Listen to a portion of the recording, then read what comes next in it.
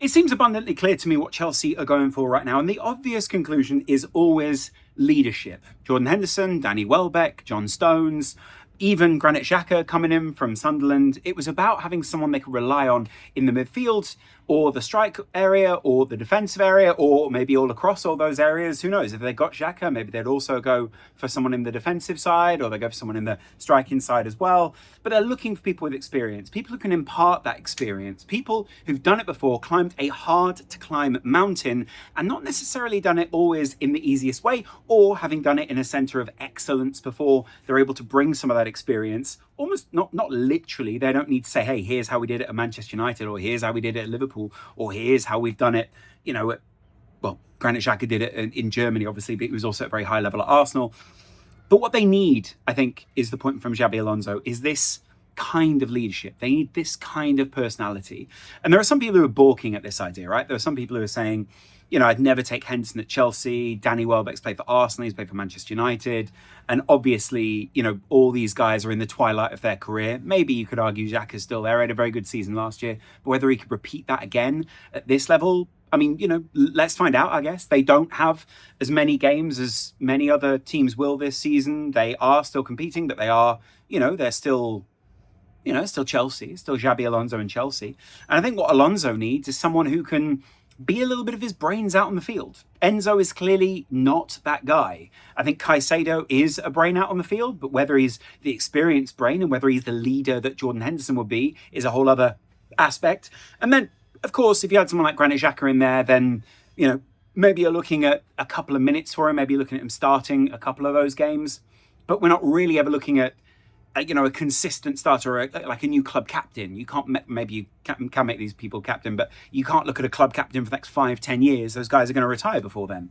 But if you've been to an England training session, like I have, or you've filmed with Danny Welbeck, or you've met Granit Xhaka, or you've, filmed with John Stones, what you see is more than just the performance out in the field. You see more than just the 2 or 3 elements that people assume.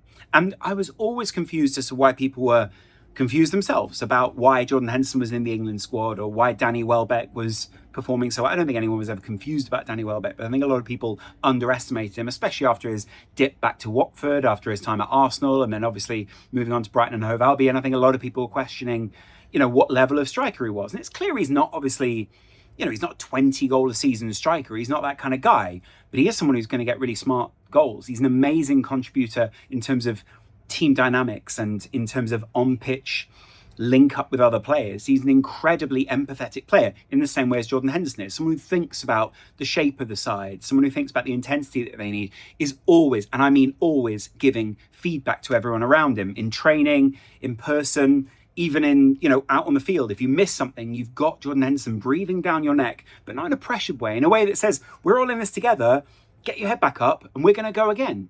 And Alonso knows that this Chelsea team need that. He knows that this side are, in inverted commas, inexperienced. And though they're building experience, you don't just build it in one way. It's not just about playing games. It's about playing games and solving problems in different ways. It's about playing games and seeing other people solve those problems or solving them with them. Jordan Henderson was not brought in at Ajax and then Brentford and obviously at Liverpool just to be, technical Jordan who can go out there and do a solid job.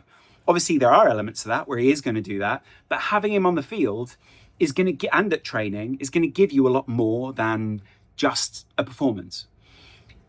And I think the same goes for like a John Stones. John Stones spent a lot of last season on the bench or, kind of semi-recovering from injuries, making a few appearances here and there, but broadly just being an experienced player in a Man City side. That's vital for any team to have leadership like that. I'm not saying, therefore, he was the player that won them whatever, or obviously they didn't win all that much last year, but, got them over the line. But he was definitely a vital part of the squad and the makeup of that team.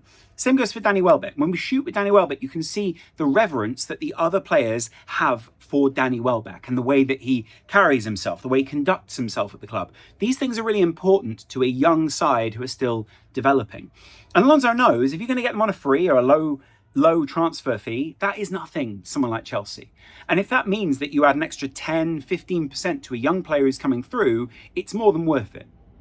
That will have been the argument internally, that it's not about the turnover of a player, we'll be able to sell them at the end of the season. It is that you will get more out of everyone else who's around them. And not only that, right? You will get a long term at the club where there is a culture building. Chelsea currently miss the John Terry element, or the Frank Lampard element, or the, even dare I say, Mourinho element, or the leadership element that they once had. And Alonso knows that. Their staff know that. And they were very short of it for a long time. To me, it's an indicator of where the club think they are going. These are not the pieces, but finishing pieces. Not the final piece, but a piece which builds towards that final piece, builds towards that striker, makes a culture at a club which is different from just, hey, we're going to go out there and play and maybe we'll get a sale. It's about the charisma, it's about the gravitas, the aura, whatever you want to call it, that these guys bring to these teams. And that's intangible. Whilst it is very tangible in terms of outcome, it's intangible on a daily basis. And it's only really something you can see if you're in the private training, or if you're in the team bus, or if you're close to the players in any capacity. You will then see that. That's why Jordan Henderson went to the World Cup. He wasn't going to play all the minutes. He was going to play some of those minutes. And when he broke his arm, he was still part of that team. He did not fly home. He was a vital voice whenever England needed him before that as well. And Tuchel recognised that. He took him ahead of some other midfielders that might start multiple games for their club last season. He took him because he knew that that was more important, and that these holistic elements are more important than just, oh yeah, he might get on the team if you want. And also, by the way, people like Welbeck, people like Xhaka, people like John Stones and Jordan Henderson all offer something in terms of outcome. They're all intelligent players. If they are fit, they're fantastic when they are fit. And they also up the levels of everyone else around them. They are always communicating. They are always open to castigating other people. That's one thing I would say to Chelsea is, if you're going to bring this in for 1 year, sure, I get that. But put Hendo on a 2-year contract, put Stones on a 2-year contract, put any of these guys on a longer term contract than just being a magical finishing piece that you need for one season. Because first of all, obviously these guys shouldn't take a 1-year contract. But secondly, give the other players around them this faith that I need to listen to this guy because he's going to be here next season. He's still going to be on me next season. Give them the reason to walk into the room and swagger around it a little bit and show, I'm one of the guys that's worth listening to within this team. It's more than worth it. And it's always worth looking at the dynamics of the team. That's what Xabi Alonso has noticed in this side. He knows from having Xhaka in his title-winning side in the Bundesliga, or having Steven Gerrard at Liverpool, or any of those characters at Real Madrid, or any of those characters at Bayern Munich, that's vital. Of course, what he had at all those teams was also a deadly striker almost every time. And at the moment, he doesn't really have that at Chelsea. At the moment, he has a lot of youth. Danny Welbeck is not going to be that deadly striker that they will bring in, but he would be an incredible foil to a striker like that.